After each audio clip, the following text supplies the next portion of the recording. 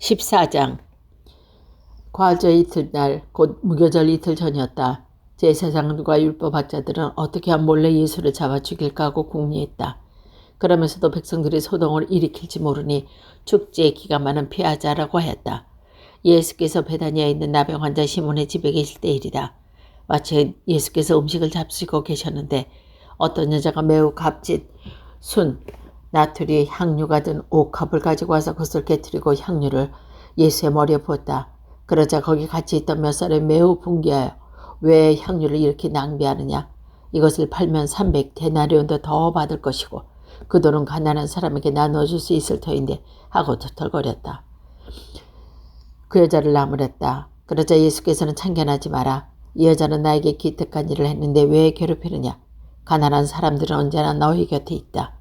도우려고만 하면 언제든지 도울 수 있다. 그러나 나는 언제까지나 너희와 함께 있지 않을 것이다. 이 여자는 내 장례를 위하여 미리 내 몸에 향유를 부은 것이니 자기가 할 수 있는 일이 다한 것이다. 나는 분명히 말한다.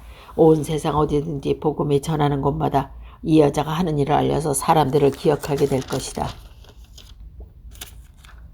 그때의 12 제자의 하나인 가롯 사람 유다가 대제사장들을 찾아가서 예수를 넘겨주겠다고 하였다.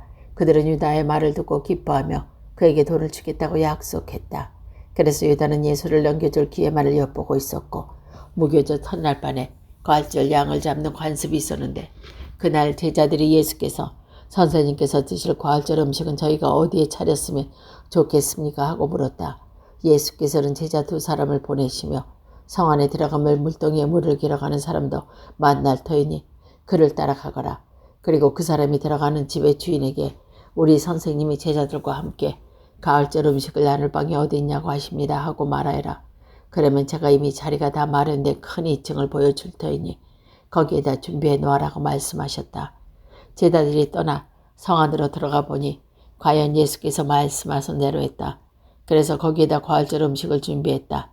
날이 저물다 예수께서 12 제자를 데리고 그 집으로 가셨다. 그들이 자리에 앉아 음식을 나누고 있을 때 예수께서 나는 분명히 말한다. 너희 가운데 한 사람이 나를 배반할 터인데 그 사람은 지금 나와 함께 먹고 있다고 하자 말씀하셨다. 이 말씀에 제자들은 근심하여 저마다 저는 아니겠지 하고 물었다. 예수께서는 그 사람을 너희의 12 중에 하나인데 지금 나와 한 그릇에 빵을 적시는 사람이다. 그 사람이 아들 성서에 기록된 대로 죽을 터이지만 사람의 아들은 배반하고 그 사람은 참으로 불행하구나. 그는 차라리 세상에 태어나지 않았더라면 더 좋았을 뻔했구나 하고 말씀하셨다. 그들이 음식을 먹고 있을 때 예수께서 빵을 들어 축복하시고 제자들의 때려 나와주시며 받아 먹어라. 이것은 내 몸이다 하고 말씀하셨다. 그리고 잔을 들어 감사의 기도를 올리신 다음 제자들에게 건네시자 그들은 잔을 돌아가며 마셨다. 그때 예수께서 이렇게 말씀하셨다. 이것은 나의 피다. 많은 사람을 위하여 내가 흘리는 계약과 피다. 잘 들어두어라.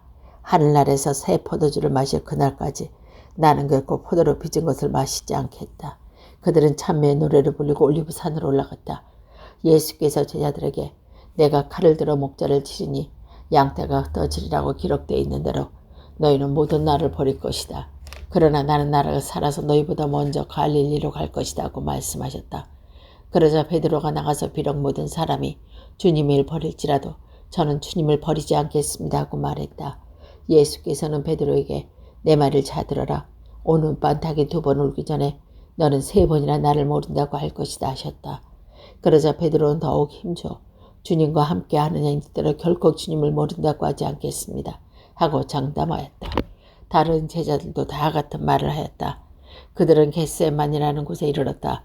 예수께서 제자들에게 내가 기도하는 동안 여기 앉아 있어라 하시고 베드로와 야고보와 요한만을 따로 데리고 가셨다.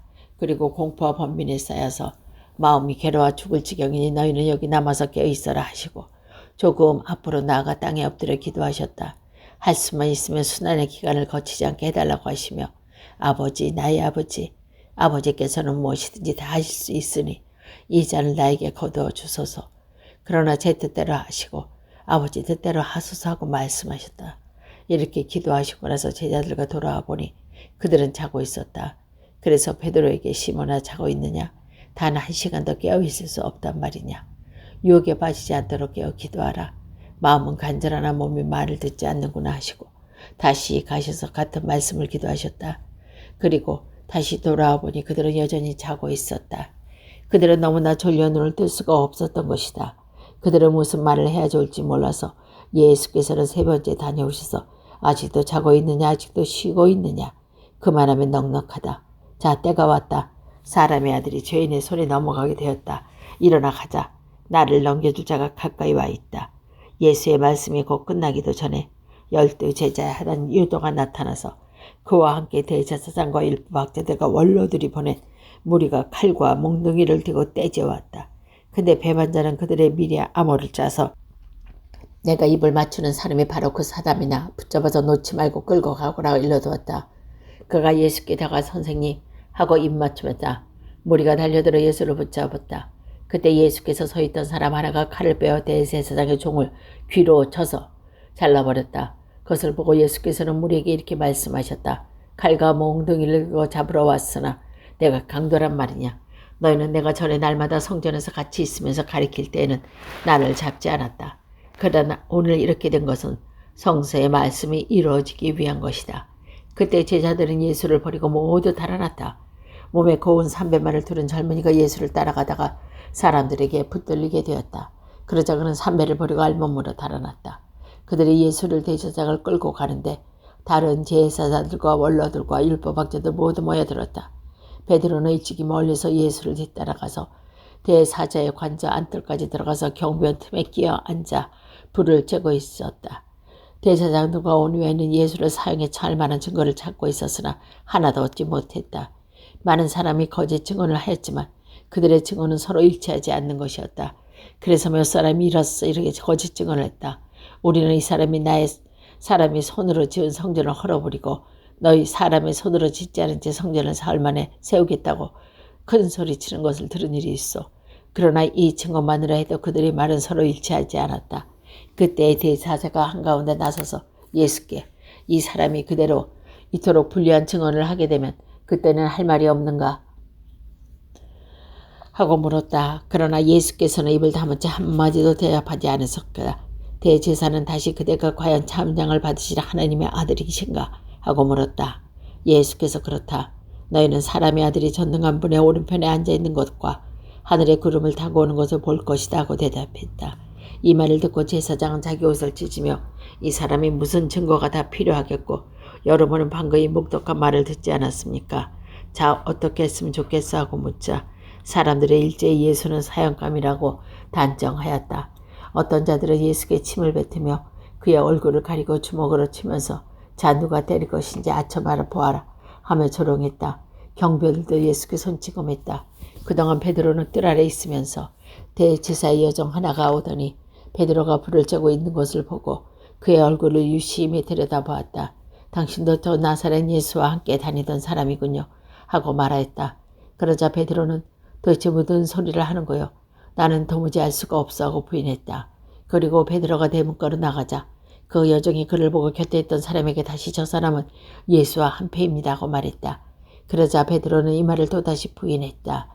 얼마 뒤에 옆에 서 있는 사람들이 베드로에게 다시 당신은 갈릴리 사람이 틀림없어요.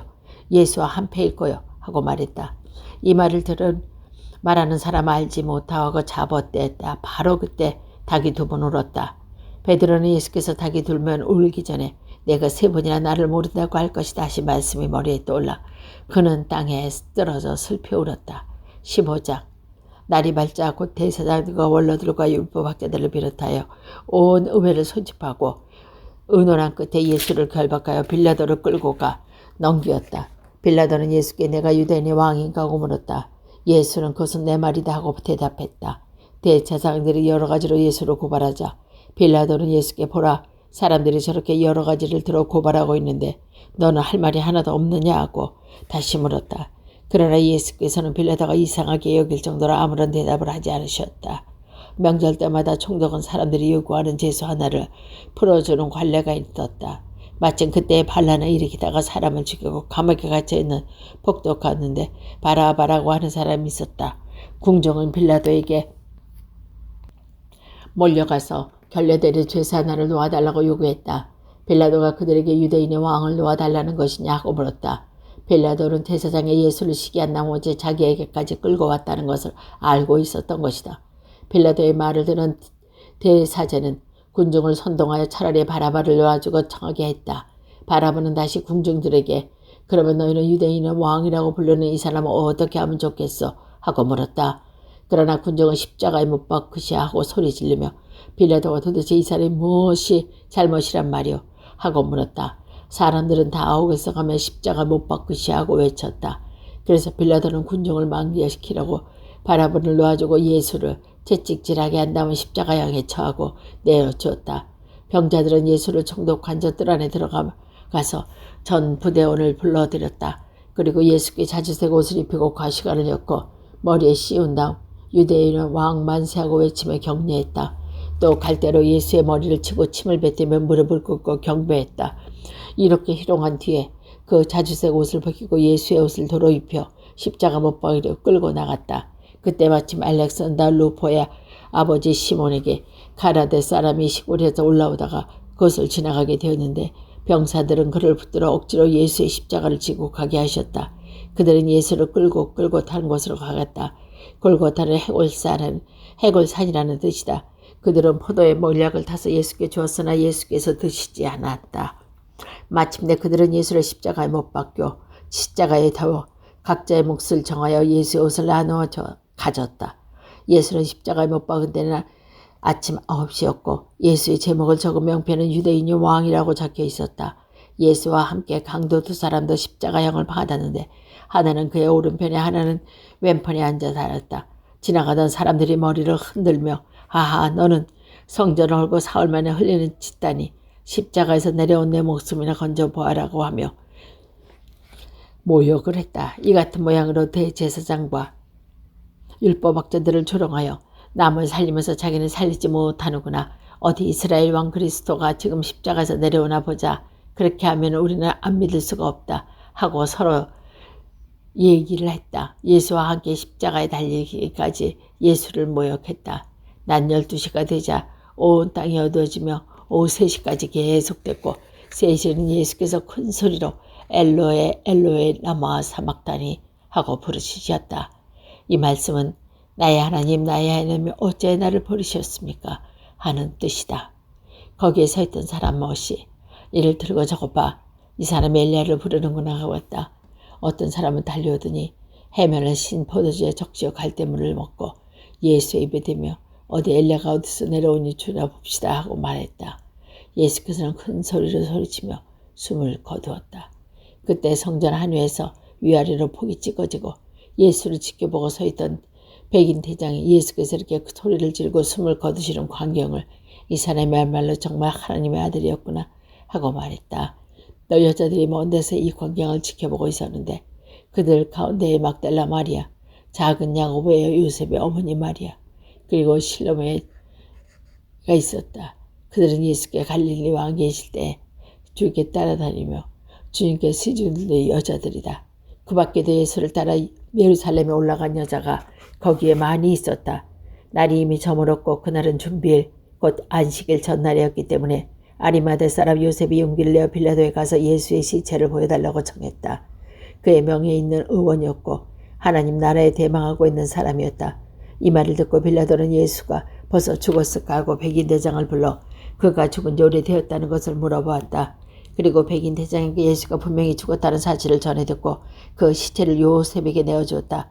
요셉은 시체를 내려다가 미리 싸가지고 온 고운 배에 싸서 바위를 파서 만든 무덤에 모신 다음 그들을 무덤 입구에 막아놓았다. 막달라 여자 마리아와 요셉의 어머니 사마리아가 예수 모신 것을 지켜보고 있었다. 16장 안식일이 지나자 막달라 마리아와 야고보 어머니 마리아와 살로메는 무덤에 가서 예수의 몸에 발라드리라고 향료를 샀다. 그리고 안식일 다음날 일아침 해가 뜨자 그들은 무덤으로 가면서 그 무덤 입구를 막은 돌을 굴려줄 사람이 있을까 하고 말해주고 받았다. 가서 보니 그렇게도 커다란 눈이 이미 굴러져 있었고 그들이 무덤 안에 들어갔더니 웬 젊은이가 흰 옷을 입고 오줌판에 앉아있는 것이 아닌가. 그것을 보고 기겁을 하자 젊은이는 그들에게 겁내지 말라. 너희 십자가에 달리신 나사렛 예수를 찾고 있지만 예수는 다시 살아나셨고 예수는 여기 없다. 보라, 예수가 시체를 얻으면 곳이다. 자, 가서 제자들과 베드로에게 예수가 전에 말씀하신데 그대로 먼저 갈릴리로 가실 것이다. 거기서 그분을 만나게 될 것이라고 전하여라 하였다. 여자들은 겁에 떨면서 무덤 밖으로 나와 도망쳐버렸다. 그리고 너무나도 무서워 아무에게도 말을 못했다. 이른 아침 예수께서는 부활하신 후 막달라 마리아에게 처음으로 나타나셨는데 그는 예수께서 일찍이 7마귀를 쫓아내어 주신 여자였다. 마리아는 예수를 따르던 사람들을 슬퍼하고 울고 있는 곳 찾아가 이 소식을 전해 주었다. 그러나 그들은 예수께서 살아계시다는 것과 그 여자에게 나셨다는 말을 듣고 믿으려 하지 않았다. 그들의 제자들과 함께 2사람이 시골로 가고 있었는데 예수께서 다른 모습으로 그들에게 나타나셨다. 그 2사람이 돌아와서 다른 제자들이 이 소식을 전했으니 그들은 이 말도 믿지 않았다. 그들 11제자가 음식을 먹고 있을 때 예수께서 나타나셔서 마음이 완고하여 도무지 믿으려 하지 않는 그들을 꾸짖으셨다. 그들은 예수가 살아계신 걸로 보고 분명히 산 사람이라고 믿고 있지 않았던 것이다. 예수께서는 그들에게 이렇게 말씀하셨다. 너희는 온 세상을 두루 다니며 모든 사람에게 이 복음을 전하라. 믿고 세례를 받는 사람들이 구원을 받겠지만 믿지 않는 사람은 단서를 받을 것이다. 이렇게 믿는 사람들이 기적을 따르게 될 것이라는 내 이름으로 마귀를 쫓고 내가 여러 가지로 언어로 말을 해도 뱀을 쥐거나 독사를 마셔도 아무런 해를 입지 않을 것이다. 또 병자에게 손을 얹으면 병이 나을 것이고 주님이 쓴 예수께서 제자들에게 말씀을 다 하시고 승천하셔서 하나님 오른편에 앉으셨다. 제자들은 사방으로 나가 이 복음을 전했다. 그리고 주께서 그들과 함께 임하셔서 여러 가지 기적을 행하게 하실 거고 그들이 전한 말씀이 참된 것을 증명해 주셨다. 그 여자들은 베드로가 그의 동료들에게 가서 그들과 들은 모든 것을 간추려 이야기해 주었다. 그뒤 예수께서는 친히 제자들이 해 뜨는 것보다 해지는 곳까지 보내시어 영원한 구원을 선포하시는 거룩한 불멸의 말씀을 전하게 하셨다. 아멘.